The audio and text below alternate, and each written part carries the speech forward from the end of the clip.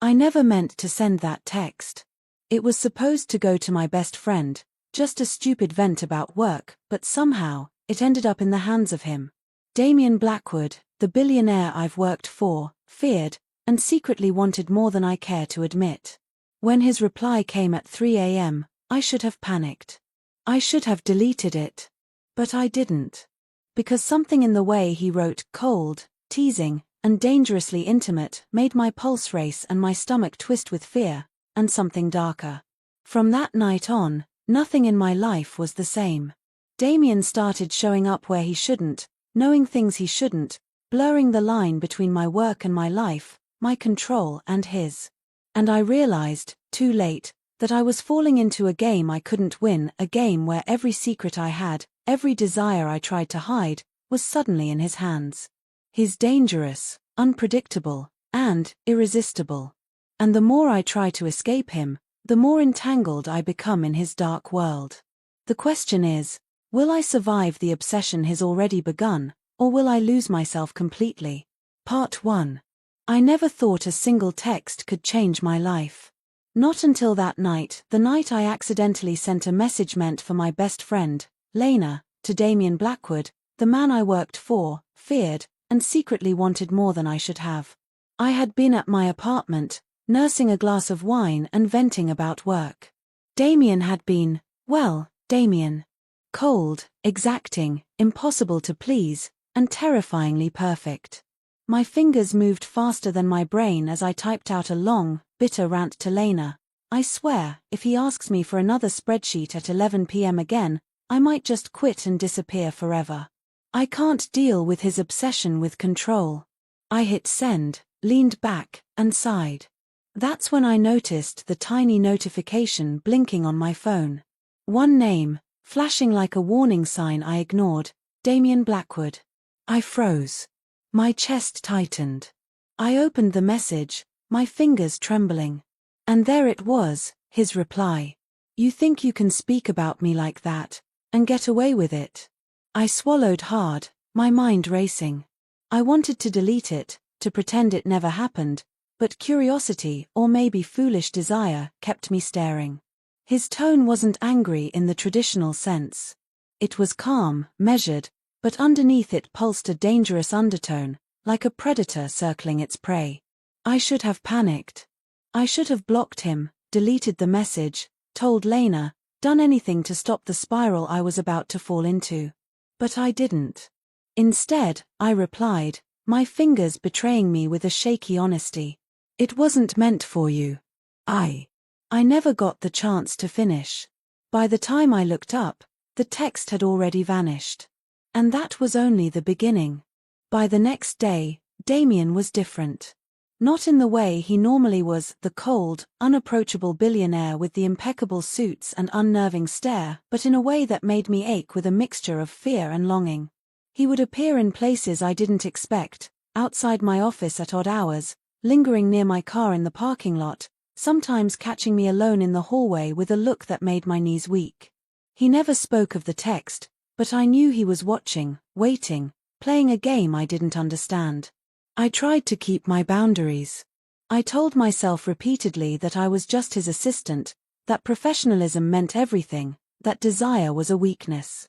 But every glance, every accidental brush of our hands, made my resolve crumble. Then the nightmares started.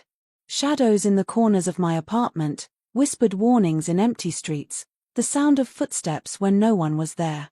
And every time, I felt him, Damian, closer, more present, as if he was both watching and protecting me at once. Weeks passed, tension building like a storm ready to break. My work became unbearable. Damian's presence was magnetic and suffocating all at once. One evening, after a particularly grueling day, I stayed late, typing reports and ignoring the creeping sense of dread crawling up my spine. That's when my phone vibrated. A new text, timestamped 3 a.m. Meet me at the pier. Midnight has passed. Don't make me wait. My heart stopped. I stared at the message, frozen, every rational part of my brain screaming that this was a trap. That Damian Blackwood was unpredictable, dangerous, and obsessive. And yet, I couldn't stop myself. Something inside me, a mix of fear, curiosity, and a foolish attraction, pulled me out of my apartment, into the cold night. The pier was deserted, shadows stretching like long fingers across the water. And there he was, leaning casually against a railing, the moonlight catching the sharp angles of his face. His eyes were black, unreadable, but they burned into me with an intensity one could not escape. "You came," he said, voice low, dangerous, and intimate all at once. I faltered. "I shouldn't be here." He smiled, a dangerous tilt of his lips that made something inside me tighten with both fear and desire. "You already are. And you know why." Before I could respond, he stepped closer, close enough that I could feel the heat radiating from him, the scent of his cologne intoxicating and suffocating at the same time. "You think you can text me like that," he murmured, "and not face the consequences?" I swallowed, my pulse racing. "I didn't mean it." "Intentions don't matter," he said softly. "Actions do. And actions have consequences." The next days became a dangerous dance.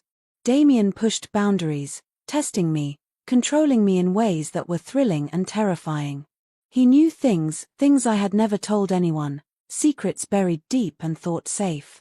Each revelation made me shiver, torn between fear and attraction. Then came Cole Ashford, Damian's rival. Charming, dangerous in a different way, and infuriatingly clever. He appeared like a shadow, undermining Damian, pulling me into a web of lies and manipulation I didn't understand. And Lena, my best friend, who I trusted blindly, began acting strangely, disappearing at odd hours, avoiding questions. I realized too late that everyone I thought I could trust had secrets. Everyone had agendas. And I was trapped in the middle, a pawn in a game far more dangerous than I had imagined. The tension escalated until one night, Damian cornered me in the office, his expression unreadable, dangerous, yet intimate. "I can't let you go," he whispered, his voice shaking with something I couldn't name. "You belong to me. And you will learn what that means." Fear and desire collided in a way I had never experienced. I wanted to run, to scream, to escape, but something in his presence rooted me in place, made me ache to stay. And then, the plot twist I never saw coming, Lena walked in, and she wasn't alone. Cole Ashford. They looked at me with a mixture of guilt and triumph, a secret revealed too late. Lena had been playing a part, manipulating both Damian and me for reasons I couldn't yet understand. I realized then that my life, my heart, my very existence, was now caught in a dangerous triangle of power, obsession, and secrets that could destroy me or make me stronger than I had ever been. I didn't know who to trust, didn't know who to fear more, Damian, the man I feared and wanted in equal measure, or Lena and Cole, whose betrayal cut deeper than I could have imagined. And yet, even in the chaos, I knew one thing for certain: my life would never be the same. Damian had claimed a piece of me I couldn't reclaim. And the game had only just begun. Part 2. The office was silent except for my shallow breathing. Damian's gaze burned into me, but my attention was drawn to Lena and Cole, standing by the doorway like predators who had finally cornered their prey. My chest tightened. My best friend had betrayed me. And Cole, the charming rival, had played his part perfectly. I don't understand," I whispered, my voice trembling. "Why? Why would you?" Lena's eyes softened for a split second, but it vanished the moment Damian's hand tightened slightly on my arm. "Evelyn," she said carefully, "you've never understood the stakes. You were never supposed to." Cole smirked, stepping forward. "Sometimes the game is bigger than anyone realizes. And you were just in the way." Damian's jaw tightened, his dark eyes flashing with something I couldn't name. Possession. Anger. Fear. "You will not touch her," he growled, and the air seemed to vibrate with the threat. "Ah," Cole said lightly, "but that's the fun part, isn't it? He circled us like a shark. Everyone wants something. And Evelyn," he paused, leaning close, just enough that my skin tingled, "you've got something neither of us can resist." My heart pounded. My mind screamed at me to run, to flee this tangled web of obsession, betrayal, and dangerous desire. But I was frozen, caught in Damian's gaze, in the suffocating intensity that made my knees weak. "You need to understand something," Damian whispered, his lips dangerously close to my ear. "You belong to me. You always have. And no one will take that from me." I wanted to scream, to push him away, but a part of me, a foolish, reckless part, leaned into him. I hated myself for it, and yet I couldn't resist. Then everything exploded. Cole lunged, fast, calculated, but Damian moved faster. I barely had time to register the movement before Damian's hand was around Cole's throat, pinning him against the wall with terrifying strength. Lena screamed, rushing forward to intervene, and for a moment, chaos reigned. Papers flew, the sharp scent of expensive cologne mixed with sweat and fear, and I realized that the office, our supposed sanctuary, had become a battlefield. "You'll pay for this," Cole hissed, his eyes dark with fury. "You think this ends with me? This is just the beginning, Blackwood." Damian's smirk was dangerous, almost primal. "Let her go," he said, voice low, deadly. "Or I swear you'll regret it." I wanted to step in, to stop them, to reason with them, but I couldn't. My body was frozen, my mind spinning with disbelief, desire, and terror. And then Damian turned to me, his hands finally releasing Cole, but his grip on my arm remained, firm, possessive, unyielding. "You're safe," he whispered. "For now." But I knew better. Safe was never a word associated with Damian Blackwood. Not when his obsession with me was just beginning. Days bled into nights. Damian didn't leave me alone, didn't let me breathe. Every text, every message, every glance carried weight, warning, and temptation all at once. He knew my fears, my desires, my weaknesses, and he used them like a maestro conducting a symphony of control. Yet amidst the fear, a strange, twisted thrill coursed through me. I hated him for it. I feared him for it. And yet, I craved it. Then came the next twist, the thing I never saw coming.